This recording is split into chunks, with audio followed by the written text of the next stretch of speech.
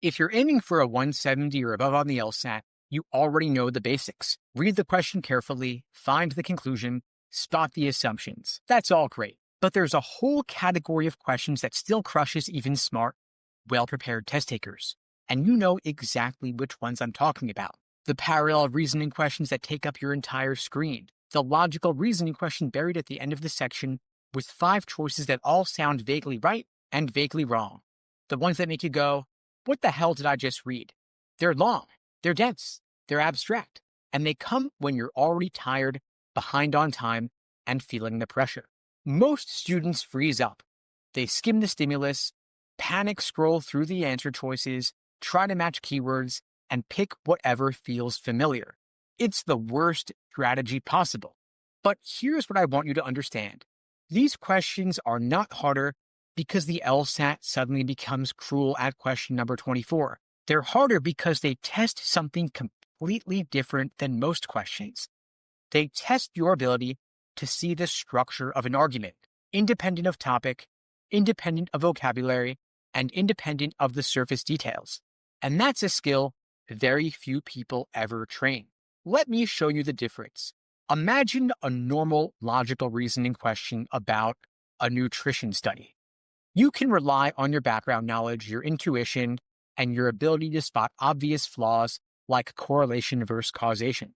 Now imagine a parallel reasoning question about whether weasels have moral rights based on a principle involving definitions, general rules, and strict logic. You can't rely on gut feeling anymore. You can't guess based on content. You've got to go deeper. You need a method, a way to deconstruct the argument like an engineer, to build a mental blueprint of its logic, then match that blueprint to one of 5 disguised lookalikes. This is where most test takers hit a wall. They've been studying for content, not structure. They're good at spotting flaws, but not at recognizing abstract forms. They can tell when an argument is bad, but not always why. That's why these questions feel so impossible. But the truth is, they're not. In fact, once you learn how to break them down, parallel reasoning questions and those hard ones towards the end of the section can become some of the most predictable questions on the entire test, because there are only so many logical skeletons the LSAT can throw at you. And once you learn to see them, you're going to stop falling for surface-level traps and start recognizing familiar patterns. It's like learning to read X-rays instead of looking at someone's skin. And once you know how to do that, these questions stop becoming scary. They become just another puzzle you know how to solve. So let's break down what actually makes these questions so hard, not in theory, but in your real test day experience. When people say to me, parallel questions are impossible, what they really mean is, I don't know what to look for, and everything kind of sounds the same. This is a huge problem, because when everything sounds the same, you end up relying on gut instinct. And gut instinct doesn't work when you're dealing with logic puzzles disguised as English sentences. Here's what's really going on under the hood. Most logical reasoning questions are short and punchy. One argument, one conclusion, done. But parallel reasoning? Every choice is a full-blown argument. That means you're reading 6 arguments, 1 stimulus, and 5 answer choices. Each one has moving parts. Each one demands total focus, and each one burns your mental fuel. It's like doing 5 back-to-back mini reading comp passages in the middle of logical reasoning. If you don't have a strategy, you're toast. The second big issue is that they are abstract, so you can't rely on the content. And this trips up even high scorers. You're used to working with real-world topics like medicine, politics, business, whatever, but parallel questions strip that all away. The content is a decoy. The real test is, can you understand how the argument is built? If you don't train this muscle, your brain will instinctively latch onto things it recognizes like keywords, topics, or phrasing, and confuse similarity of words with similarity of structure. That's why people fall for trap answers like, oh, this one also mentions golf, like the original, or this one also sounds a bit extreme, like the stimulus did. But that's the wrong focus, and that's how the LSAT wins. And let's be honest, Nobody's at their peak performance at question number 24. By that point in this section, you've already burned 25, 30 minutes, and your attention span's kind of fading. And then the LSAT drops one of the hardest logical reasoning questions at you. At this point, most people either rush and get it wrong, or they waste 6 minutes, still get it wrong, and ruin the rest of the section. You cannot afford that. So, bottom line, these questions are not impossible. They just require a completely different approach than most others on the test. You can't wing it. You need a repeatable system that works under pressure, even when your brain is tired and the clock is running out. And that's exactly what I'm going to give you next. And here's where most students get misled. They think the LSAT is asking, do you understand what the argument is saying? Nope, that is step 0. What these parallel questions are really testing is, can you break apart how the argument works without getting distracted by what the argument's about? It's not about the topic, it's about the blueprint. Let me give you an analogy. Imagine you're handed 2 buildings. One's a hospital, the other's a mall. From the outside, they look totally different. Different colors, different signage, different vibes. But inside, if you stripped away the decorations and the signs, you might find they're built from the exact same floor plan. Lobby at the front, central hallway down the middle, rooms branching off on both sides. Same structure, different surface. That's exactly how parallel reasoning works. The LSAT wants to know, could you look past the mall and the hospital and just recognize the shared blueprint? In LSAT terms, here's what that means. Can you tell whether a sentence is a conclusion or a premise? Can you ID a general rule versus a specific case? Can you see where the author makes a valid deduction versus a flawed leap? This is next level thinking, and most test takers never train it. They just keep asking which answer sounds most similar, but similarity of words is irrelevant. What matters is similarity of logic. Let's make this even more specific. Here are the exact things parallel questions are testing. First and foremost, can you spot the argument's structure? Every argument on the LSAT has a shape. Some are simple, like premise, conclusion. Some are more complex, like principle, exception, and judgment. Your job is to label that shape like you would diagram a skeleton. Now, you also want to know if you can tell the difference between valid and invalid logic. If the argument is airtight, like no logical flaws at all, the right answer must also be airtight. But if the argument has a flaw, like assuming correlation means causation, then the right answer must also have a parallel flaw. This is huge. A lot of test takers pick an answer that matches the structure, but not the logic type. Close, but not enough. And you've got to do all of this without getting distracted by the topic. And this is where 90% of people fail. They say, well, both arguments talk about what's good for people. But that's like comparing 2 buildings because they both use red bricks, even if one's a ranch house and the other is a skyscraper. Parallel reasoning is not about red bricks. It's about the foundation. And if you can't strip away the decorations to see the structure, you're going to keep falling for traps. So these questions are testing whether you can see the argument's shape, not just the surface, and whether you can match the logic under pressure, no matter how weird the topic looks. Once you master that skill, everything else on the LSAT starts feeling easier.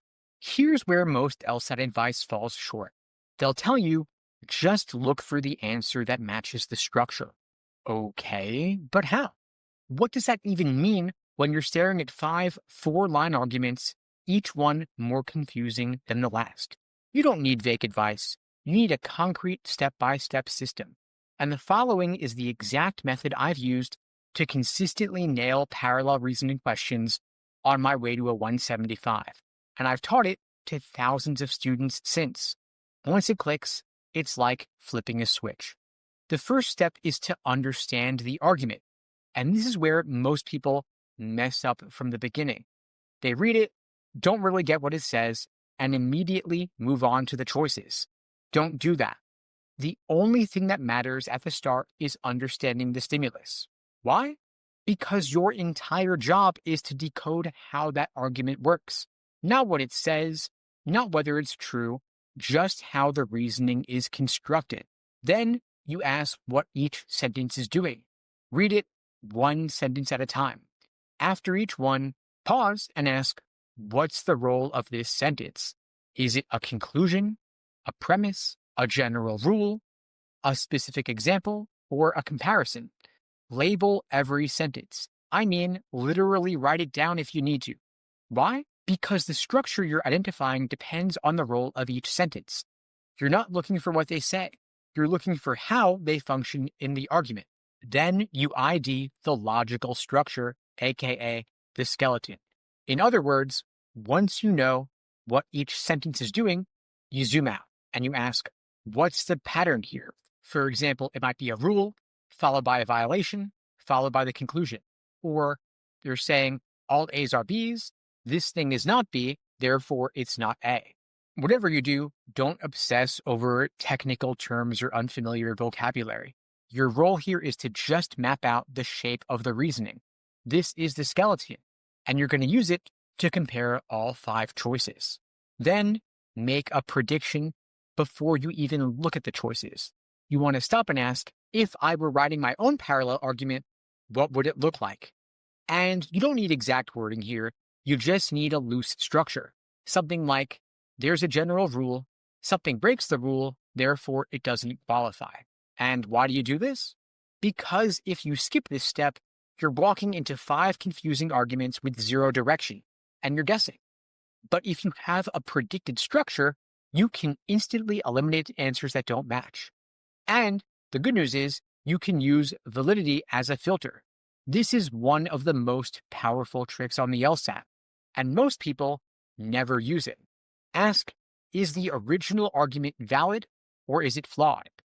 If the argument in the stimulus has airtight reasoning, meaning no assumptions, no gaps, then your correct answer must also be logically valid. However, if the original argument has a flaw, like assuming something without evidence, then the correct answer must mirror that same type of flaw. Do not pick a valid answer if the stimulus was flawed, and do not pick a flawed answer if the stimulus was valid. This one insight will let you eliminate 2 or 3 answers before you even compare structure. Now, and only now, do you move on to the choices. Your goal here is, of course, not to find similar topics. And it's not about matching tone either. It's not about which one sounds right. It's about the question, does this argument follow the same structure and logic as the stimulus? That's it. Even if the answer talks about zebras and vending machines, if it follows the same structure, it's your winner. Now let's pause for a second. This process might not be flashy. It's not fast, at least not at first, but it works. It gives you a repeatable process you can fall back on every single time.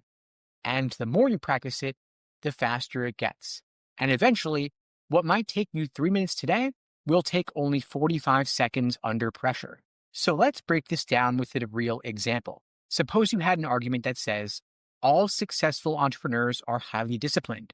Jordan is not highly disciplined, so Jordan is not a successful entrepreneur. Sounds straightforward, right? But to a lot of test takers, this kind of argument feels too obvious. And that's exactly why they get it wrong. They assume it's simple, and they rush into the choices without thinking structurally. We're going to do the opposite. So let's slow down and walk through this argument using the full step-by-step method. First, we read the stimulus. But instead of skimming and assuming we get it, we've got to read it like we're defusing a bomb. Every word matters. Every sentence has a job. Then we ask what each sentence is doing. Let's label every one of these sentences. First, all successful entrepreneurs are highly disciplined. This is a general rule. It sets the bar. If you want to be in the group of successful entrepreneurs, you've got to meet the requirement of having high discipline. Second sentence, Jordan is not highly disciplined. This is a specific case that violates the rule. Third sentence, so Jordan is not a successful entrepreneur. This is the conclusion. It's the logical result of applying the rule to the exception. Perfect. We've got the classic LSAT pattern. Then we ID the logical structure. We step back and we simplify. So let's translate this argument into abstract terms. First premise, the rule, all A's are B's. Second premise, Jordan is not B. Conclusion, Jordan is not A. This is called denying the necessary condition, and it's logically valid. If all successful entrepreneurs are highly disciplined and Jordan isn't highly disciplined, then Jordan cannot be a successful entrepreneur. It's airtight. And why does that matter? Because now we know the correct answer must follow this same logical structure, and the reasoning must also be valid. That means if any answer is flawed, vague, or introduces probability, we cut it immediately. Now, of course, we don't want to jump straight into the choices. We want to make a prediction and ask, what kind of argument would have the same reasoning? You're looking for something that sounds like this. A group is defined by having a certain quality. Someone doesn't have that quality. Therefore, they're not part of the group. Topic doesn't matter. Could be about chess players, dogs, planets, whatever. You're just looking for the same logic. Now, we use validity as a filter. We already said here the original was valid. So if you see a choice that makes a leap, assumes something, or relies on probability like most, some, probably, or usually, it's instantly wrong. Don't even finish reading it. Cross it out and move on. This one step alone will save you both minutes and brain power. Now, finally, we match the logic, not the words. When you go into the choices, your job is not to find the one that feels familiar or mentions entrepreneurship. Your job is to find the one that has a rule that defines a group, gives a specific case that violates the rule, and concludes that the individual is not part of the group. That's it. Forget names, professions, emotions, or examples. Strip everything down to the skeleton and compare that. So now you've walked through this new example, top to bottom, step by step, and turned it into a clean, repeatable logic blueprint. Now, let's zoom in and dissect the argument the way a top scorer would, not based on gut feeling, but using a clean mechanical process. So let's say you worked through the argument and nailed the structure. To recap, the logic was rule, all successful entrepreneurs are highly disciplined. Violation, Jordan is not highly disciplined. Conclusion, Jordan is not a successful entrepreneur. Translation, if A then B, not B, therefore not A. This is, again, a valid denial of the necessary condition. No gaps, no assumptions. So now you're looking for a choice that does the exact same thing, just with different content. Here's a correct answer choice that fits. All Olympic swimmers have extremely low body fat. John does not have extremely low body fat, therefore John is not an Olympic swimmer.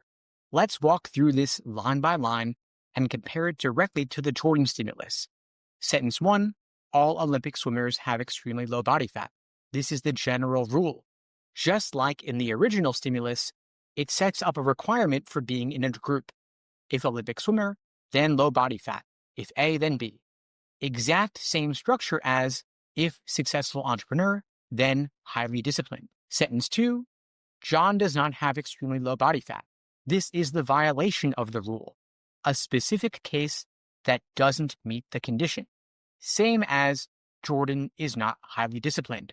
We've got someone who fails to meet the requirement. Sentence 3, therefore, John is not an Olympic swimmer. This is the conclusion, and it follows perfectly from the rule and the violation.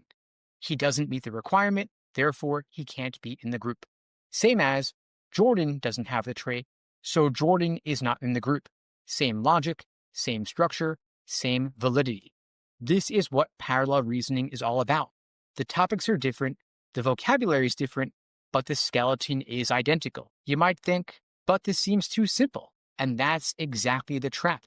The LSAT wants to see if you're going to get distracted by a fancier sounding wrong answer with messier logic, or stick with the boring but structurally sound choice.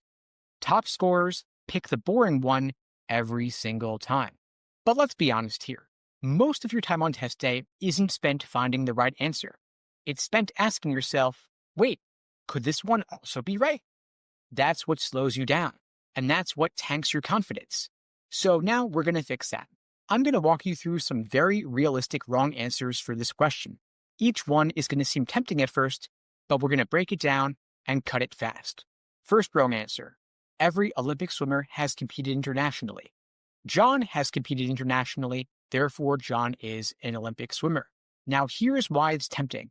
It's got the same topic, it talks about a trait related to group membership, and draws a conclusion about John. But it's wrong because it reverses the logic. It is affirming the consequent, a classic LSAT flaw. Just because all Olympic swimmers compete internationally doesn't mean everyone who competes internationally is automatically an Olympic swimmer. It's got bad logic, so we eliminate it. Now suppose we had another choice saying many Olympic swimmers began training at a young age. John did not begin training young, therefore John is not an Olympic swimmer. It's tempting again because it uses the same subject, sounds reasonable, and mimics the original structure. But it's wrong because the original stimulus used absolute logic, all A's are B's, but this one says many, which is vague and weak. If the rule isn't airtight, you can't logically draw the exclusion conclusion. That would be like saying, many successful entrepreneurs meditate. Jordan doesn't meditate, so he's not a successful entrepreneur. It's not valid, it's not parallel, so you eliminate it. Now let's look at another choice. Olympic swimmers are usually disciplined people. John lacks discipline, therefore, John would probably not succeed as an Olympic swimmer. Tempting, of course, because it has similar vocabulary, sounds logical, and the conclusion feels cautious and nuanced. But there are three big problems here. First, usually is not absolute. Secondly, the conclusion is speculative, saying probably would not succeed, and the structure doesn't match. This is a prediction about future performance, not exclusion from a category based on rule violation. This is a classic LSAT distraction technique. Give you something vague but reasonable and hope you fall for it. Don't do that, let's eliminate it. Now let's look at another example. John trains hard and swims competitively, so he is most likely an Olympic swimmer. It's tempting because it talks about somebody exhibiting traits related to the category, and it seems to build to a clear conclusion.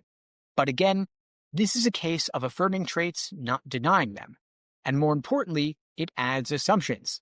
Nothing in this argument establishes a rule like all people who train hard and swim competitively are Olympic swimmers. Instead, this is just stacking observations and jumping to a conclusion.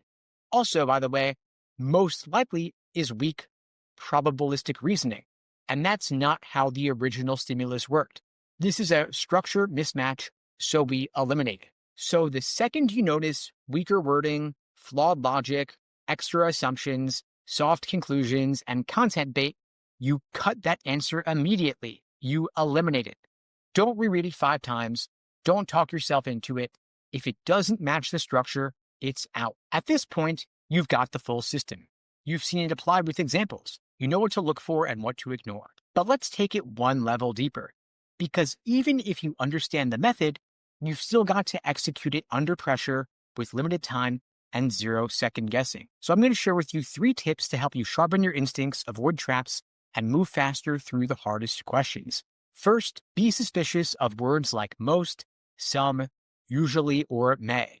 This is the fastest way to eliminate wrong answers. If the original argument uses strong language, then the right answer will also use that kind of absolute logic. So your keywords like all, always, never, and no are powerful. When you see a rule that says most A's or B's, stop right there, because that wouldn't match with an always. In real life, of course, we love hedging. We'll use qualifiers like usually to sound reasonable. But the LSAT is not real life. It involves formal logic where precision matters. So if the stimulus is strict and airtight, eliminate any choice with wishy-washy language, and vice versa. If the stimulus is wishy-washy, eliminate choices that are strict and airtight. Second tip, kill flawed logic immediately. This is a trap that test writers love. They'll give you an answer that feels parallel, same topic, same tone, similar words, but the logic falls apart on inspection. You already know what to do here. You ask, is the reasoning in this choice valid or flawed? Then, does it match the validity of the original? If the original is valid, you've got to choose a valid answer. If it's flawed, your answer must have the same kind of flaw. Don't let surface level similarity distract you. If the logic breaks even a little, you throw it out. Even if you're 80% sure it's wrong, eliminate it. Trust your system, not your fear. Finally, content means nothing. The topic means nothing. Strip it away. This is the number one mistake smart students make. They fall in love with the topic. They'll say, this answer reminds me of a question I got right before. Or this one also talks about helping people. Stop. That's reading like a human, but you've got to learn to read like a logic machine. The LSAT does not care if you know anything about tennis, soccer, golf, pro wrestling, whatever. You're being tested on structure, not the subject matter. And the more interesting or emotionally charged an answer sounds, the more likely it's a trap. Train yourself to ignore the story and lock in on the skeleton. What's the rule? What's the exception or the violation? And what's the conclusion? If it doesn't match that pattern, it's gone. And by the way, here's a bonus tip for you. Trust the process even when it feels slow. The LSAT rewards systems, not speed. At first, this method might feel a bit slow. You're labeling sentences, drawing skeletons, and thinking in patterns. But the more you do it, the more automatic it gets. Eventually, you're going to start seeing the structure within seconds without diagramming, without any second guessing. That's how top scorers move fast. Not by reading faster, but by seeing clearer. Now let's zoom out for a second. You didn't come here just to get better at one question type. You came here because you want a high LSAT score, the kind that gets you into a top law school with scholarship money. And here's the truth. If you can confidently solve parallel reasoning questions, you're doing something that 95% of other test takers can't. Why? Because these are not surface level questions. They don't reward memorization. They don't reward shallow strategies. They reward structure, discipline, and precision. If you can solve these under time pressure, with total focus, and without falling for traps, you've built skills that carry over to every other logical reasoning question. You're going to see flaws more clearly. You're going to process arguments faster. You'll spot traps instantly, and you'll know whether an argument is valid or flawed within 5 seconds. That changes everything. These questions are like mental weightlifting. They're hard, but that's why they build strength. And once you get strong here, you start moving faster everywhere else. Because your brain is no longer guessing. It's pattern matching. And remember, the LSAT is built on patterns. The LSAT does not reinvent itself every single year. It recycles the same old logic in new packaging. If you master parallel reasoning, it's like learning the source code. Yes, it takes work, and it takes patience, but once you see the matrix, you can't unsee it. So here's your next step. Practice this system out loud. Don't just watch a video about it, actually do it. Take 5 parallel reasoning questions. Label each sentence. Diagram the structure. Predict before looking. Check your logic and go slow. The first few are going to feel clunky, and that's normal. But then something clicks. And when it does, these impossible seeming questions will start to feel automatic. That's how you know that you're leveling up. Not just on this question type, but on the LSAT as a whole.